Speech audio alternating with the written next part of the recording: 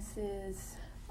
This was in Miami at the All-American Air Maneuvers, and Mr. Piper, Bill Piper, who built the famous Piper Cub. This was in the late 40s, and he asked me if I would be interested in flying their experimental Super Cub to see if I could set a new altitude record.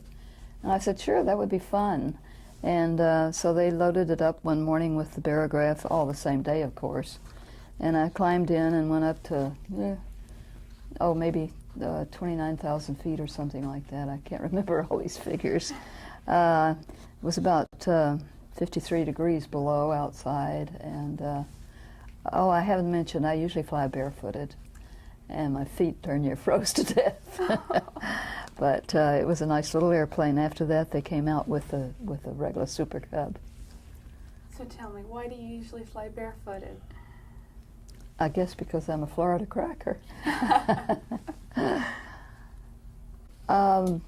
In the late 40s, I endeavored to set a world land speed record for women. I was trying to break Jacqueline Cochran's record, and actually had the record broken. You fly 4 passes, not too high above the ground, but there were 2 rules. You couldn't go over a certain altitude, and you had to land where you took off. And just as I was going by the pylon on the last pass, and I had the record set at 426 miles an hour, I think it was, the engine blew up, and there was a little fire, and I pulled up to over 3,000 feet to bail out. The tower told me to bail out. And I reached for the handle, and I was over the water, and I thought, I don't think so. And at the handle to eject. And so I did not eject and landed without an engine at MacDill Air Force Base. At that time, the Air Force was instructing all of their T-51 guys, if you have an engine failure, get out. But I was fortunate enough to get it back down. Thank goodness, because it wasn't my airplane. It belonged to a wonderful gentleman named Woody Edmondson, who was the 1948 International Aerobatic Champion. And he was kind enough to let me use his airplane. I'm sure he was glad to see. Oh, he was scared to death. Everyone who lets a girl use their mechanized equipment just lives in great fear until you return it all in one piece. But so many of them were willing to be able to let you do that. That's very, very nice of him.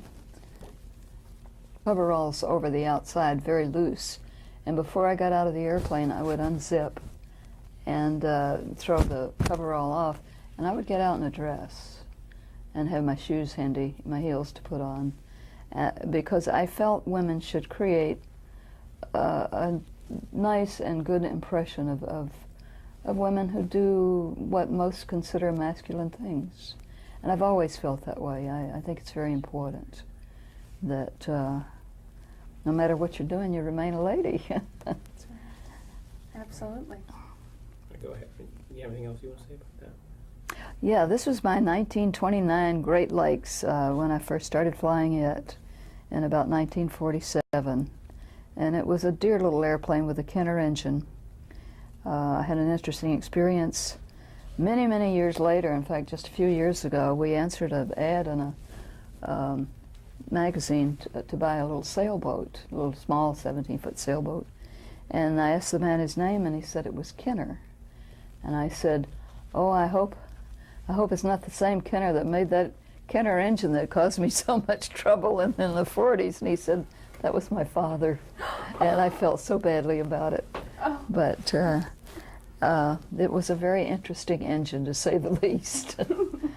I had about 3 of them and used parts from 2 to keep one running all the time. Oh. This is a shot of the first time I ever tried to cut a ribbon flying upside down. Naturally, being the first time, we went out and got the longest fishing poles we could find. And 2 very famous people held the pole for me. One of them was Steve Whitman, who has won more air races than any other person in history. He is now gone. And Billy Brennan, who flew his airplane in a number of races and won the Cleveland Air Races several times with it. I did learn how to finally hit the ribbon coming through and cutting it with a prop. But I kind of saved this shot because it was the first time.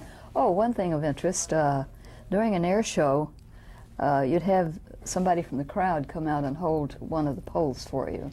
And you'd have somebody standing by. You'd ask for a volunteer, and they'd come out and hold the pole.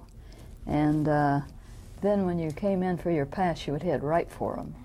I mean, just head right for them, upside down. And when you get a little bit close, they'd drop that pole and just run like their life depended on it. And then you'd circle back around, and you'd have somebody standing by who knew how to do it. And then you would do the actual ribbon cutting with the prop of the airplane. But it was always a lot of fun, and the crowd enjoyed it.